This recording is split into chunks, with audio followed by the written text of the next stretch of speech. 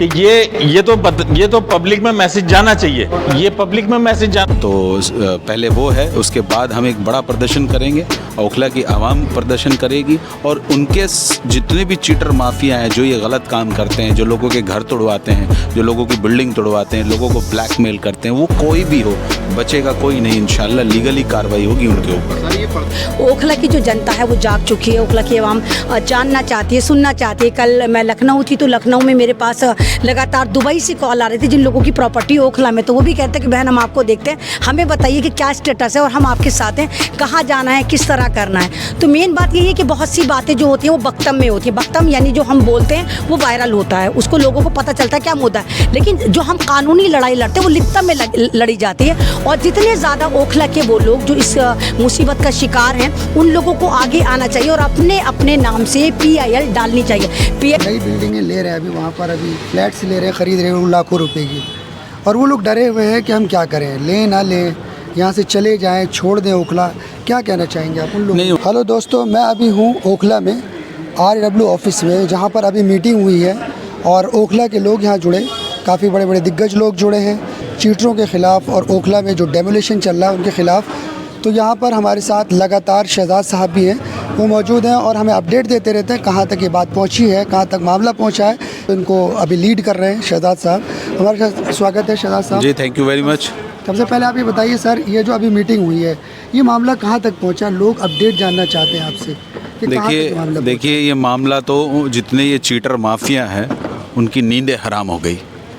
24 घंटे सिर्फ और सिर्फ वो ये सोच रहे हैं कि आगे क्या होगा, अब क्या एक्शन होगा। ओखला की आवाम बेदार हो गई है और लगातार जो है इस मुद्दे पे बात कर रही है, बैठक कर रही है, मीटिंग कर रही है। आज भी आप जहां खड़े RW के ऑफिस में ये बैठक हुई है हमारी कोर टीम की, और बैठक में एक रणनीति तय हुई है कि आगे हमें लीगली लड़ाई लड़नी है, कैसे लड़नी है और कैसे हमें सोशल जो है आगे कैसे लड़ाई लड़नी है, ये रणनीति यहाँ तय हुई है बैठकर। सर यहाँ पर इतने सारे लोग मौजूद रहे, उनमें से क्या ऐसी बातें हुई जो आप लोग लेकर चल रहे हैं उसको, और आगे सुना है कि आप लोग यहाँ पर कोई प्रदर्शन भी करने वाले? बिल्कुल करने वाले, आफ्टर 15 अगस्त इंशाल्लाह हम लोग करने वाले हैं। वो ओखला की आवाम बड़े तादाद में इन चीटर माफियाओं के ख़िलाफ़ में एक बड़ा प्रदर्शन करने वाली है। 15 अगस्त चूँकि करीब में है तो पहले वो है, उसके बाद हम एक बड़ा प्रदर्शन करेंगे, ओखला की आवाम प्रदर्शन करेगी और उनके जितने भी चीटर माफिया हैं जो ये गलत काम करते हैं, जो लोगों के घर तोड़वाते हैं, जो लोगों की बिल्डिंग तोड़वाते हैं, लोगों को ब्लैकमेल करते हैं, वो कोई भी हो, बचेगा कोई नहीं। इंशाल्लाह लीगली कार्रवाई होगी उनके ऊपर। सर ये प्रदर्शन जो है ये चीटर के खिलाफ है, ना कि सुप्रीम कोर्ट के ऑर्डर या वगैरह इनके खिलाफ। नहीं, देखिए सुप्रीम कोर्ट तो सर उच्च न्यायालय, बिल्कुल उच्च न्यायालय जो है उसका तो देश का हर एक नागरिक सम्मान करता है जी। जो देश का हमारा संविधान है, जो जुडिशरी है, वो हमारा हाई कोर्ट हो, सुप्रीम कोर्ट हो, कोई भी कोर्ट हो, हर एक नागरिक उसका सम्मान करता है उसके इनकुल। यस ऑफ कोर्स, बिल्कुल मैं भी इस देश का नागरिक हूँ, बिल्कुल।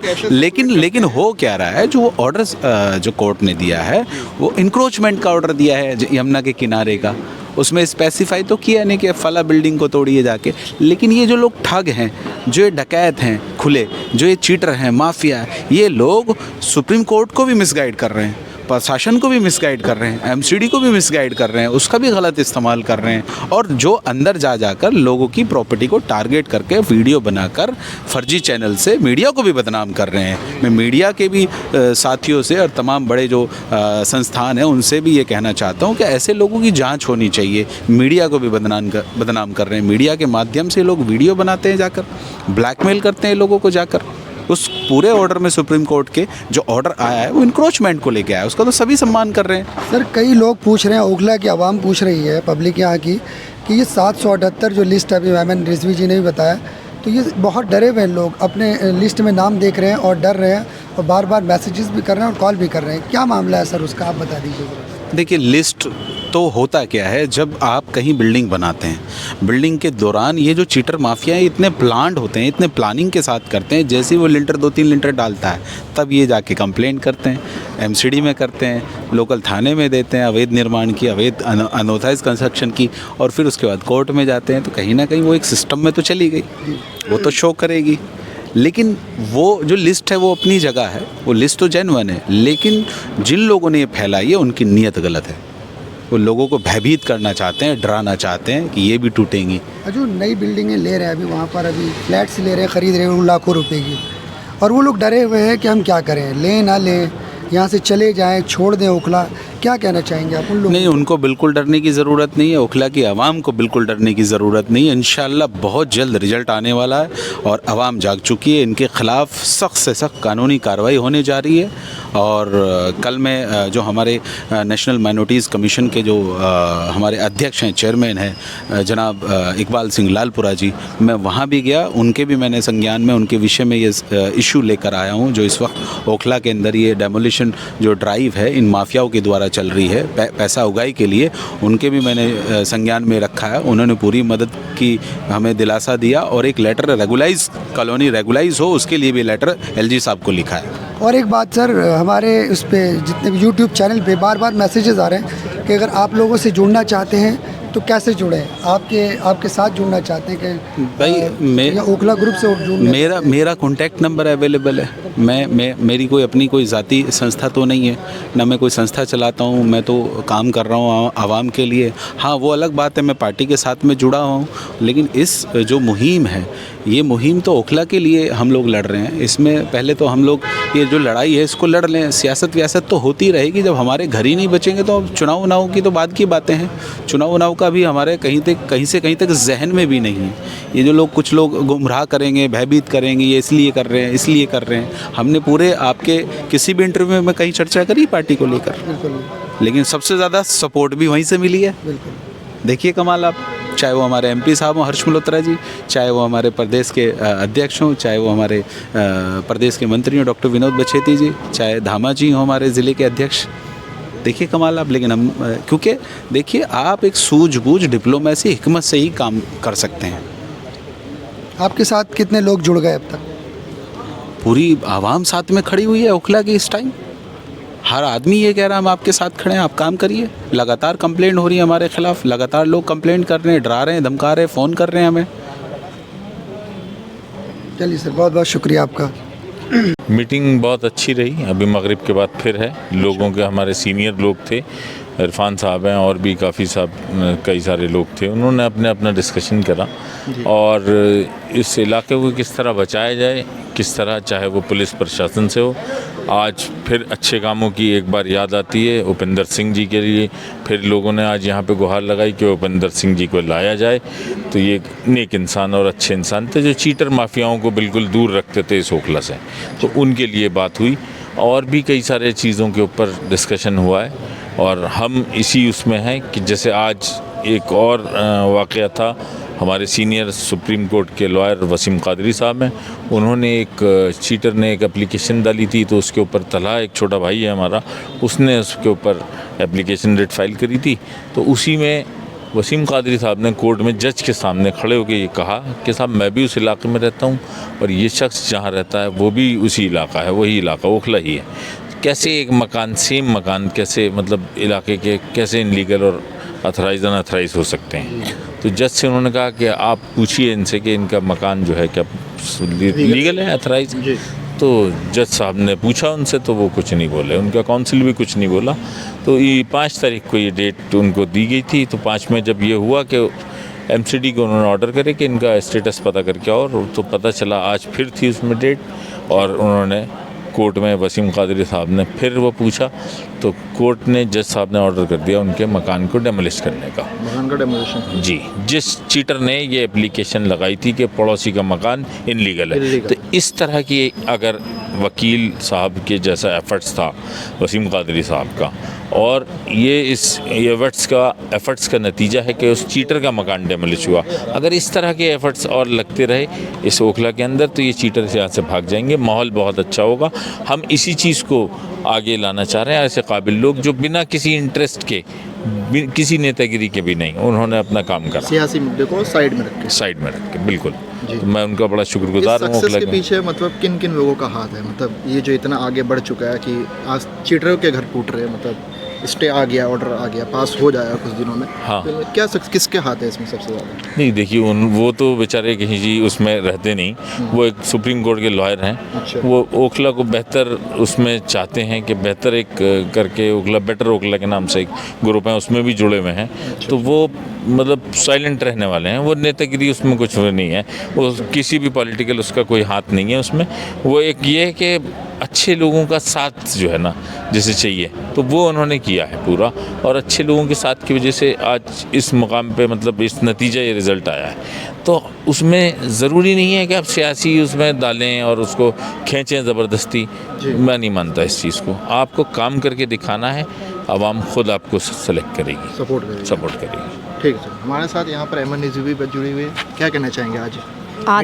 देखिए मीटिंग हुई, कुछ कामयाब हुई, कुछ गिले रहे, कुछ शिकवे रहे, क्योंकि ख्यालात सबके नहीं मिक्स होते। और मेन बात यह है कि ये जो एक तरह का मूवमेंट लेके चले थे, और हम ये अब अगर हम ये कहेंगे कि हम लोग इसको लेकर चले थे तो शायद फिर लोग कहेंगे कि ये फुटेज ले रहे हैं। पहला मकान जो मेरी नज़र में टूटा था वो आसमा जी का टूटा था, और वहाँ शहजाद भाई को मैं लेकर गई थी। तो बस यही मसला हो गया था कि लोगों ने बड़ा एतराज़ उठाया था कि शहजाद जो हैं बीजेपी के हैं और बीजेपी को नहीं आना चाहिए, जबकि मसला ये था कि शहजाद भी ओखला का पार्ट हैं, ओखला में ही रहते हैं। तो बहुत हमने कोशिशें करी कि लोग हमारे साथ हैं, तो लोग तो साथ नहीं आए। लोगों को लगा कि इनकी लड़ाई दूसरे लोग लड़ेंगे। फिर एक ग्रुप बनवाया गया, उस ग्रुप में हमने भी बहुत सारे लोग जोड़े, और बाद में उस ग्रुप से हमें लीव कर दिया गया। फिर वो शहजाद भाई के साथ ग्रुप बनवाया कि शहजाद भाई क्लीन इंडिया, ग्रीन इंडिया के नाम से आप ग्रुप बनाइए, क्योंकि हमें क्लीन ओखला और ग्रीन ओखला के नाम से फिर दूसरा ग्रुप क्रिएट करा गया। और यहाँ पर वो काम करेगा, मतलब यहाँ पर खामाखाई बख्तम नहीं करा गया, लिखतम में सारा डाला गया कि कौन चीटर है, किस तरह मामला हो रहे हैं, और जो अच्छा काम कर रहा था उसको अप्रिशिएट करा जा रहा था। उसके बाद फिर ये मीटिंग होने शुरू हुई। तो मतलब ये जो मैं लगातार, अगर आपको याद हो, मैं लगातार शुरू से कह रही हूँ ये वाली बात कि ओखला के डेमोलेशन में ना बीजेपी का हाथ है, ना किसी आरएसएस का हाथ है, किसी का हाथ नहीं। ये जो हो रहा है यहाँ खुद यहाँ के लोकल लोग जो हैं वो खुद ही गिरा रहे हैं, यानी मुसलमान द्वारा मुसलमानों को ही जुल्म का शिकार बनाया जा रहा है। उसके के बाद आप ये देखिए कि अगर आप लोगों को याद हो कि लास्ट टू लास्ट फ्राइडे जो है हम लोग यहाँ के हर्ष मल्होत्रा जी जो हमारे एमपी हैं उनसे मिलने गए, और दिल्ली प्रदेश अध्यक्ष से मुलाकात करी, डॉक्टर विनोद बिजडी उनसे मुलाकात करते कि हम नहीं जाएंगे। खैर गरज ये शहजाद भाई और हम गए, और ये क्या नाम है वकील कुरैशी गए, और जो जिनके जाकिर नगर में फ्लैट टूट रहे थे 10-12 बंदे हम गए, और हमने सुबह से लेके मतलब वहाँ तक शाम तक रहे। और उन्होंने हमारे ही सामने हर्ष मल्होत्रा जी ने डीडीए के कमिश्नर को फ़ोन करा और कहा कि इस मामले को देखो। और उन्होंने फिर यही कहा कि देखिए ये क्योंकि एक तरह से सुप्रीम कोर्ट का ऑर्डर आ गया, हाई कोर्ट का ऑर्डर आ गया हाई कोर्ट का, तो आप पहले स्टे लो ताकि उस चीज़ को रोका जाए। हाँ, हम फोर्स नहीं भेजेंगे। मतलब गरज ये कि छोटे स्टेप करते करते आज हम यहाँ पर आ गए कि ओखला की जो जनता है वो जाग चुकी है। ओखला की आवाम जानना चाहती है, सुनना चाहती है। कल मैं लखनऊ थी तो लखनऊ में मेरे पास लगातार दुबई से कॉल आ रही थी जिन लोगों की प्रॉपर्टी ओखला में, तो वो भी कहते हैं कि बहन हम आपको देखते हैं, हमें बताइए कि क्या स्टेटस है और हम आपके साथ हैं, कहाँ जाना है, किस तरह करना है। तो मेन बात यही है कि बहुत सी बातें जो होती हैं वो बख्तम में होती हैं। बख्तम यानी जो हम बोलते हैं वो वायरल होता है, उसको लोगों को पता चलता है क्या मुद्दा है, लेकिन जो हम कानूनी लड़ाई लड़ते हैं वो लिखतम में लड़ी जाती है। और जितने ज़्यादा ओखला के वो लोग जो इस मुसीबत का शिकार हैं उन लोगों को आगे आना चाहिए और अपने अपने नाम से PIL डालनी चाहिए। PIL डालने के लिए कोई हाथे घोड़ी नहीं रखते, आप जाइए PIL डालकर आ जाइए, अपने नाम से डालकर आ जाइए अगर आपका मकान उसमें आ रहा है। अभी आपने देखा कि एक 750 की लिस्ट का टेरर था, 750 की लिस्ट, मैंने भी उसमें बहुत ज़्यादा वीडियो भी बनाए, पूछा कि 750 की लिस्ट का मामला क्या है, क्योंकि सब लोग डर रहे थे, मुझे भी फ़ोन कर रहे थे, बहन हमारा मकान भी आ रहा है, हमारा मकान भी आ रहा है। लेकिन इतने मतलब ओखला जो मेरे ख्याल से हिंदुस्तान में मोस्ट यहाँ पर एजुकेटेड और वेल मैनर्ड लोग रहते हैं, इन लोगों को ये नहीं हुआ। मैंने खुद कहा आप थाने जाकर पूछिए, सच्चों से बात करिए कि ये लिस्ट है और हमें खौफ दिलाया जा रहा है इस लिस्ट से, या आप क्या नाम है DDA के कमिश्नर के पास जाइए, या मतलब कोई कहीं जाने को तैयार नहीं हो। वो बाद में मालूम वो भी चीटर माफिया ने सन 2016 की लिस्ट को डाउनलोड करके यहाँ के उन मकानों को डराना शुरू कर दिया था जिन पे स्टे था कि हम आपका स्टे वापस करवा देंगे, देखो तुम्हारा नाम है इस लिस्ट में, तुम्हारा मकान टूटने वाला है। यानी जो ऑलरेडी परेशान है उसको दोबारा परेशान ये चीटर माफिया कर रहे थे। अल्हम्दुलिल्लाह आप ये इनकार कर रहे हैं, पुरानी सन 2016 की लिस्ट है जो छोटे मोटे चीटरों ने निकाली है ताकि दोबारा उगाई हो सके, यानी उगाई पे फिर उगाई हो सके। सवाल है कि ये जो लिस्ट है ये फेक है एकदम। ये लिस्ट तो फेक नहीं है, लिस्ट तो बिल्कुल ओरिजिनल है, लेकिन ये लिस्ट वो लिस्ट तो है वो सन 2016 में DDA के पोर्टल पे पड़ी हुई है, लेकिन इसको दोबारा डाउनलोड करके और उसका दोबारा इसको सर्कुलेट करी जा रही है डराने के लिए प्रशासन मनी हाँ कि ताकि देखो तुम्हारा मनी जो तुम्हारा मकान है हम इसको रोक लेंगे 2 लाख दे दो। तो लिस्ट तो पुरानी है लेकिन उसको नए तरीके से सर्कुलेट करा जा रहा है कि तुम्हारे मकान टूटेंगे।